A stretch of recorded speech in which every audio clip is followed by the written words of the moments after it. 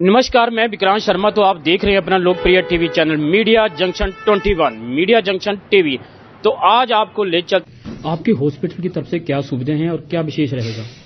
देखिए, जैसा अभी हमने बताया प्रेस कॉन्फ्रेंस के अंदर, बच्चों की कोई भी अगर बीमारी है तो हम बोल सकते हैं कि आप फोर्टिस जाइए, वहां पे उसका इलाज हो जाएगा। मैं एक सिंपल बात ये कहूंगा, जिसके अंदर हमारा अगर शुरू से हम बोलते हैं तो न्यू बॉर्न के अंदर हमारा जो नर्सरी के अंदर आईसीयू केयर है वो बहुत अच्छी अवेलेबल है। उसके बाद 1 मंथ से लेकर 18 साल तक के बच्चों के अंदर किसी भी तरीके की दिक्कत है, जिसके अंदर इन्फेक्शंस हैं, आईसीयू की जरूरत है, सर्जरी की जरूरत है, हड्डियों की दिक्कत है, पेशाब रिलेटेड है, इन्फेक्शन रिलेटेड है, या फिर न्यूरोलॉजिकल है, हार्ट की है, ये सारी सुविधाएं फोर्टिस में अवेलेबल हैं और ये सारे कंसल्टेंट फुल टाइम अवेलेबल हैं। आप किसी भी दिन, इवन इमरजेंसी में भी इनमें से किसी भी कंसल्टेंट को कंसल्ट कर सकते हैं। सर, ड्यूरिंग एज ग्रुप के अकॉर्डिंगली डिवाइड करें तो जो बच्चे न्यूबॉर्न हैं, पैदा होते हैं, उस टाइम की बीमारियां अलग हैं। 1 साल के बच्चों की बीमारियां अलग होंगी, 1 to 5 years की अलग होंगी और बड़े बच्चों की अलग होंगी। तो जैसे अगर वो बीमारियां इन्फेक्शंस भी हो सकती हैं, जन्मजात बनावटी बीमारियां भी हो सकती हैं, जेनेटिक बीमारियां हो सकती हैं, ट्रॉमा हो सकता है, पॉइजनिंग हो सकती है ना। तो ये देखिए, आमतौर पे जो जेनेटिक बीमारियां हैं या बनावटी बीमारियां हैं वो जल्दी प्रेजेंट करेंगी। वो आप 1 year छोटे बच्चों पे, लेस देन 1 year में आप ज्यादा देखेंगे।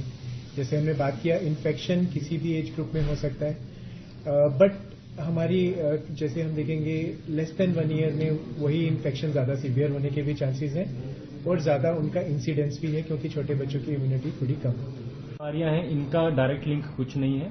ऑल्दो जो कुत्तों से या फिर बाकी पेट एनिमल से जो अनवैक्सीनेटेड हैं, उनसे बच्चों में इन्फेक्शन जरूर हो सकते हैं। समटाइम्स जो हाफ कुक्ड नॉनवेज ईटिंग है, उससे भी न्यूरोलॉजिकल इन्फेक्शन भी हो सकते हैं, जो उसके अंदर हम कीड़े बोल देते हैं, वो जाके न्यूरोसिस्टिक सर्कोसिस, इस तरह की बीमारियां भी कर सकते हैं।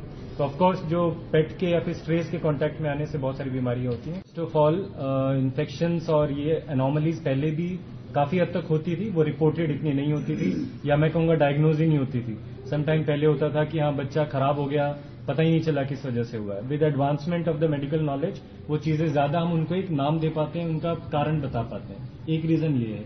दूसरा, बिल्कुल आपने सही कहा कि जो ओवरऑल हमारा पॉल्यूशन लेवल्स हैं, जो फर्टिलाइजर्स हैं, टॉक्सिन्स जो हमारे डाइट, हमारे एयर के अंदर हैं, वो कहीं ना कहीं डायरेक्टली और इनडायरेक्टली इन सब चीजों के लिए रिस्पॉन्सिबल हैं।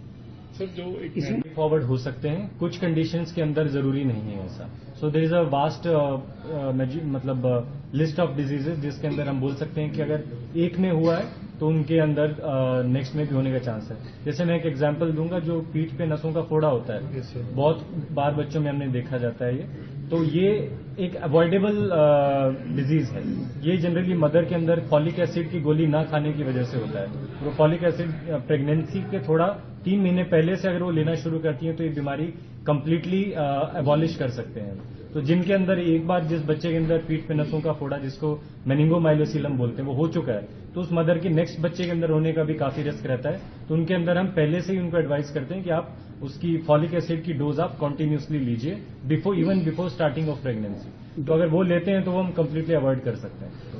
जिन बच्चों में अगर हम फेवरेबल सर्कमस्टेंसेज देखें कि बच्चा पूरे टाइम पे पैदा हुआ है, उसका वजन अच्छा है और सिर्फ एक, जैसे मैं कह रहा हूं कि खाने की नली ठीक नहीं बनी है, बाकी कोई और दिक्कत नहीं है, तो उसमें सर्जरी करके हम 80 to 90% किड्स को हम बिल्कुल नॉर्मल कर सकते हैं। बट अगर हम दूसरी साइड देखें कि बच्चा अगर बिल्कुल समझिए कि 28 हफ्ते पे पैदा हो गया, 1 किलो का बच्चा है, साथ में दिल में भी छेद है और भी दिक्कतें हैं, उसके अंदर अगर खाने का या लेटरिन का रास्ता नहीं है, उसके अंदर फिर सक्सेस रेशियो बहुत कम हो जाता है।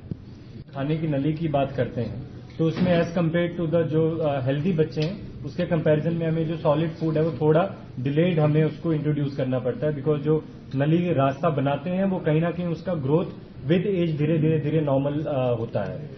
तो एज हर बीमारी में अलग होता है, ऐसे ही जो लेटरिन का रास्ता नहीं बना है, उन बच्चों के अंदर हमें लेटरिन के रास्ते को खुला करना पड़ता है, सिलाई से उसको खुला करना पड़ता है, ताकि जब तक वो नॉर्मल उनका रास्ते का डायमीटर अचीव नहीं हो जाता। तो that depends disease to disease, और ऑफकोर्स उसमें काफी हमें फॉलोअप्स रखने पड़ते हैं।